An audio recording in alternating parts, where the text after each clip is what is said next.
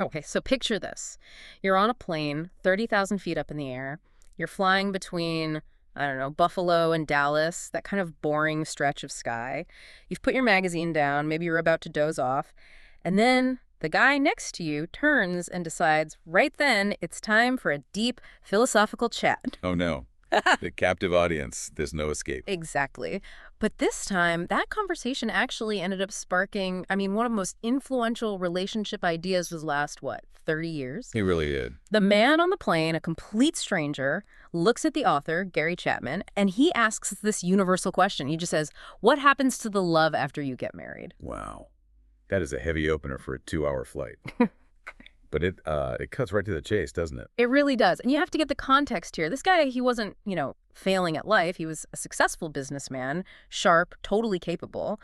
But he'd been married 3 times. And he says this just heartbreaking thing to Chapman. He says, I told her she was beautiful. I told her I loved her. I was proud to be her husband.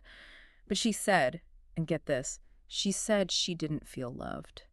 And that right there, that disconnect, the gap between I am loving you and I feel loved, that is the absolute core of what we're digging into today. Right. We're doing a deep dive into the 5 love languages.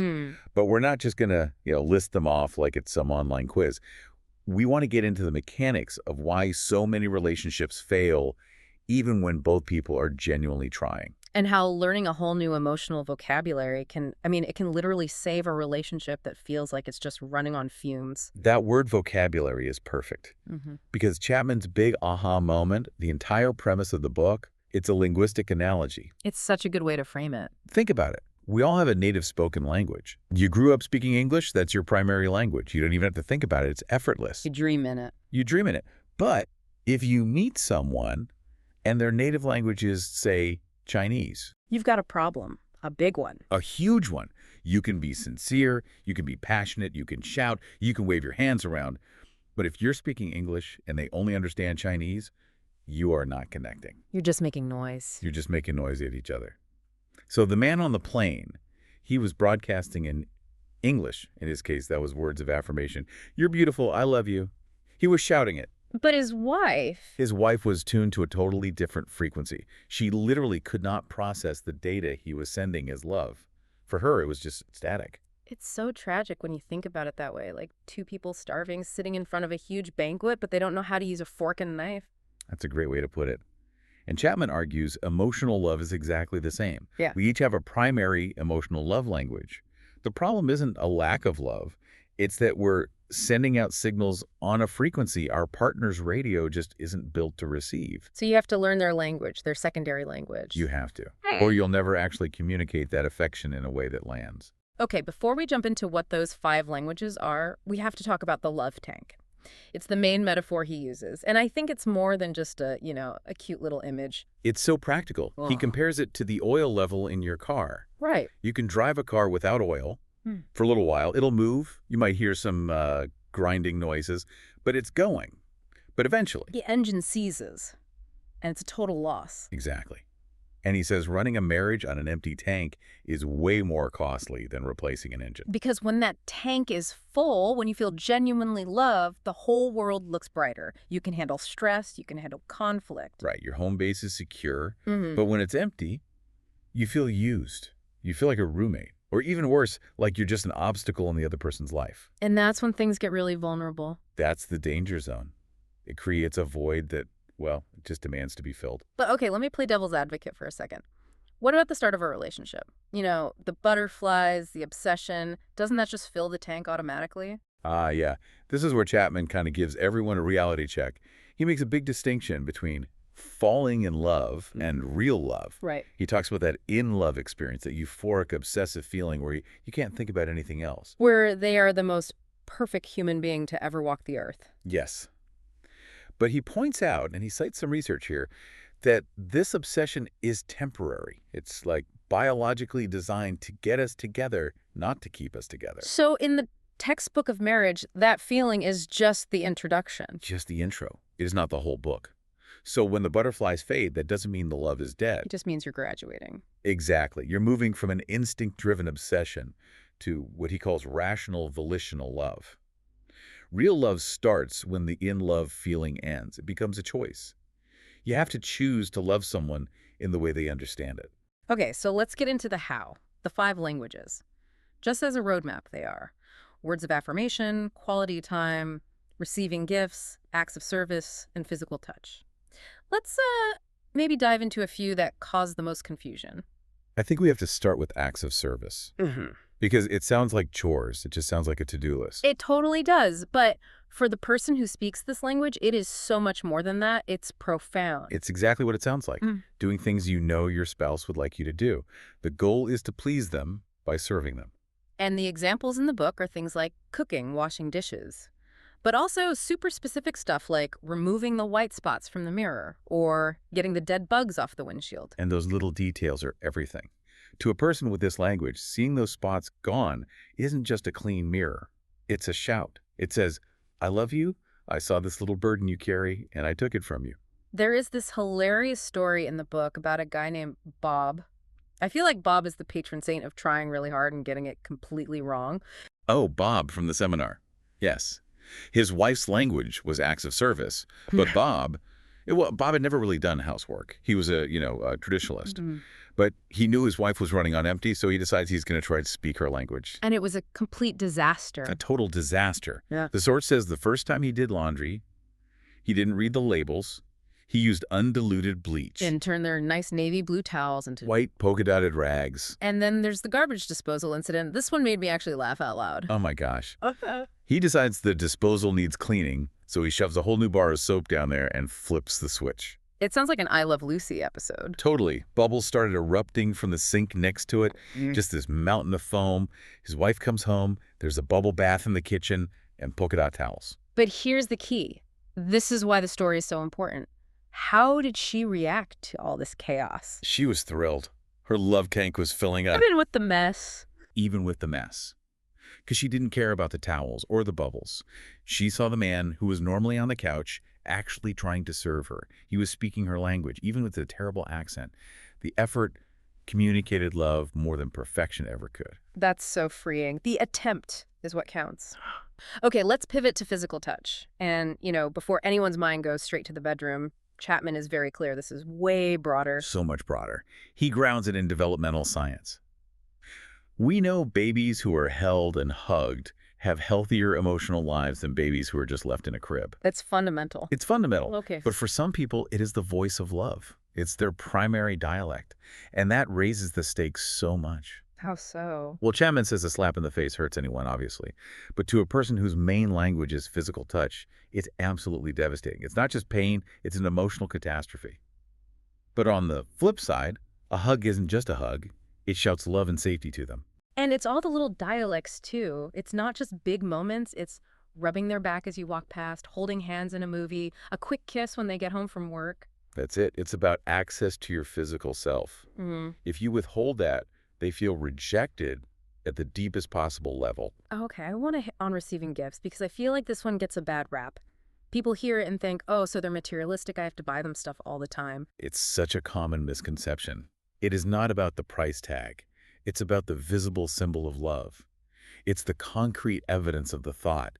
They were thinking of me even when I wasn't there. But there's a really interesting nuance here about the gift of self. The power of just being present. Yes, the story of Jim and Janice. This one feels so relevant for every busy couple out there. Totally. It's a classic mismatch. Jim was doing everything right, or so he thought. Kept his clothes ironed, he cooked, he cleaned. He was speaking acts of service, like at full volume. But Janice's tank was empty. She told Chapman, he's married to his work, and he's married to the house, but he's not married to me. Because her language was receiving gifts, but specifically the gift of his presence. She needed him to just be there with her during a crisis. I think it was a family funeral. And Jim was probably off parking cars or making sandwiches for everyone. Exactly. He was doing things. He was serving. But she just needed him to sit on the bench next to her and hold her hand. By being so busy, he totally missed the moment. So for her, the gift wasn't a thing. It was him just sitting there. Precisely. His presence was the symbol she needed. Okay, so we've got these languages. But I know people listening are probably thinking, I have no idea what my language is. I like all of those things. Am I all of them? The Bob from Ohio problem. I speak everything. It's really common. And look, most of us enjoy all five to some degree, but Chapman gives us three really good ways to find your primary one. The first one is a little counterintuitive. It's called the negative indicator. Right. This one focuses on pain. You ask yourself, what does my spouse do or fail to do that hurts me the most deeply? Oh, that's smart. So the opposite of your deepest emotional pain is probably your love language. It's the inverted image. Yeah. Yeah. If critical words just completely shatter your week, your language is probably words of affirmation. If a forgotten anniversary feels like a deep betrayal, not just a mistake, it's probably receiving gifts. Okay. Method 2 is the request audit. Just look at what you ask for most often. Mm. If you're always saying, can we just go for a walk? Or, hey, let's turn off the TV and just talk for a bit. You're not nagging. You're pleading for quality time. And the third one is about how you express love yourself. Yeah, we tend to give what we want to get. If you're the one who's always buying little things for your partner or you're always trying to fix things for them, that's a huge clue. You're speaking your own native language to them. There's also that little game he suggests, the tank check. This is such a great tool because it just takes out all the guesswork. You just ask your spouse, hey, on a scale of 0 to 10, how's your love tank tonight? That takes some courage. What if they say like a 2? Then you have a starting point. You have data. And then you ask the follow-up question. What could I do to help fill it?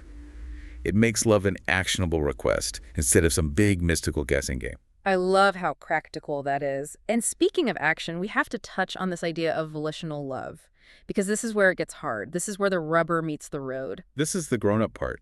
Chapman is so clear. Love is a choice. It's an attitude that says, I am married to you, and I choose to look out for your interests.